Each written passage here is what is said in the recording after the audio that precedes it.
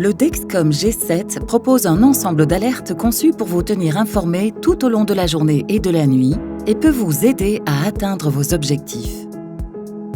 Cette vidéo vous présentera chaque alerte de glycémie disponible et comment les personnaliser, y compris le mode d'alerte. Veuillez consulter votre professionnel de santé pour tout conseil concernant le réglage de vos alertes, si nécessaire. Pour personnaliser une alerte, appuyez sur Profil dans l'application, puis sur Alerte. Dans les paramètres des alertes de l'application G7, sous Alerte de glycémie, vous verrez que vous disposez de 6 options.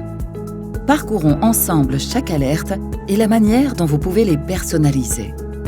Commençons par les alertes de glucose basse et élevée. Lors de la configuration, l'alerte de glucose basse est automatiquement réglée à 70 mg par décilitre et l'alerte de glucose haut à 250 mg par décilitre. Vous pouvez ajuster ces seuils selon vos besoins personnels. Votre alerte de glucose basse est représentée par une ligne rouge sur le graphique. Lorsque votre taux de glucose est égal ou inférieur à votre seuil, l'application vous alerte et le cercle devient rouge. Pour personnaliser l'alerte de glucose bas, appuyez sur l'alerte. Ici, vous pouvez choisir le seuil auquel vous souhaitez être averti. Une fois votre choix effectué, appuyez sur Enregistrer.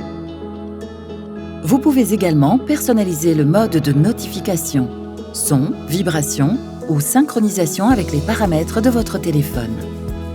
Dans la section Son de l'alerte, vous pouvez choisir parmi plusieurs sons proposés. Vous avez également la possibilité d'activer la fonction Mise en veille. Lorsque cette option est activée, une alerte répétée sera émise si votre capteur continue à détecter un taux bas. Vous pouvez définir la durée du délai de mise en veille. Votre alerte de glucose élevée est représentée par une ligne jaune sur le graphique. Lorsque votre taux est égal ou supérieur à votre seuil d'alerte de glucose élevé, l'application vous alerte et le cercle devient jaune. Pour personnaliser l'alerte de glucose élevée, appuyez sur Élevé et choisissez le seuil auquel vous souhaitez être averti. Puis, appuyez sur Enregistrer. Dans le menu de l'alerte de glucose élevée, vous pouvez également personnaliser les sons de notification et les paramètres de mise en veille, comme pour l'alerte basse.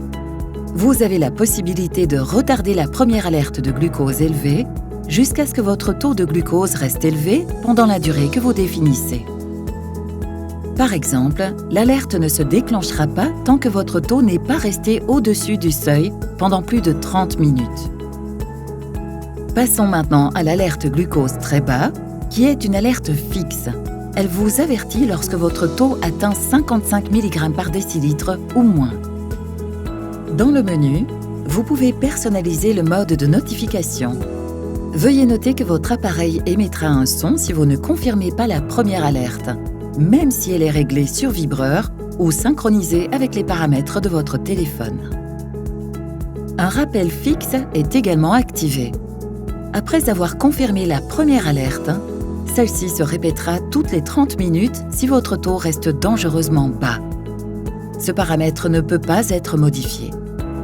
L'alerte de glucose en baisse vous prévient lorsque votre taux de glucose est estimé à 55 mg par décilitre ou moins dans les 20 prochaines minutes.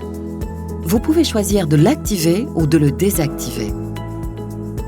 Dans le menu, vous pouvez également personnaliser le son de notification. Cette alerte possède aussi un rappel fixe toutes les 30 minutes si l'état critique persiste. Ce paramètre est non modifiable. Les 2 dernières alertes de glucose sur l'appareil G7 sont les alertes augmentation rapide et chute rapide. Lorsqu'elles sont activées, elles vous préviennent si votre taux de glucose augmente ou diminue rapidement. Vous pouvez choisir le rythme de variation, 2 à 3 mg par décilitre par minute ou 3 mg par décilitre ou plus par minute. En dessous des alertes de glycémie, vous trouverez 3 alertes système que vous pouvez également personnaliser. Si vous avez besoin de paramètres différents pour certaines périodes, vous pouvez créer un second profil d'alerte personnalisé. Par exemple, un profil nuit ou travail. Vous pouvez passer manuellement d'un profil à l'autre ou planifier leur activation à certains jours et horaires. Vous savez maintenant comment personnaliser vos avertissements afin qu'ils correspondent mieux à vos besoins ou à vos objectifs de traitement.